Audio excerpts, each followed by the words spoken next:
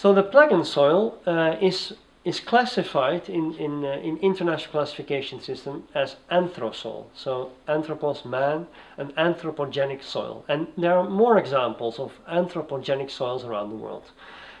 In Brazil, for instance, in the Amazon, people have turned the Indian populations before the advent of the Europeans.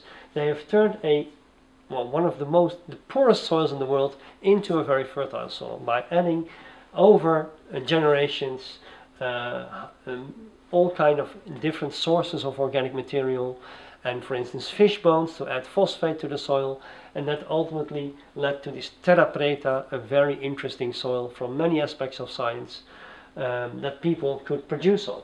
So also an anthropogenic soil, deep influence of human management. Well, here we see a soil which obviously has man-made influence. We see a peat soil here. This is original peat from the center part of the Netherlands, and you see here all kind of brought on material, including organic material from household refuge from the cities like Amsterdam, which include artifacts that were traveled from the cities through this household refuge, which was brought onto the soil. And we see here clay pipes and pottery fragments, glass. And one of the soil functions, apart from agricultural production, there are multiple soil functions, and one of them is to be an archive for events of the past. It can be environmental processes or human-induced processes. And here clearly this soil is an archive for how these soils have been managed. This peatland was first drained, and then household refuge was added to it to add to the fertility. And here we see, well, you could see the stratification. These are clay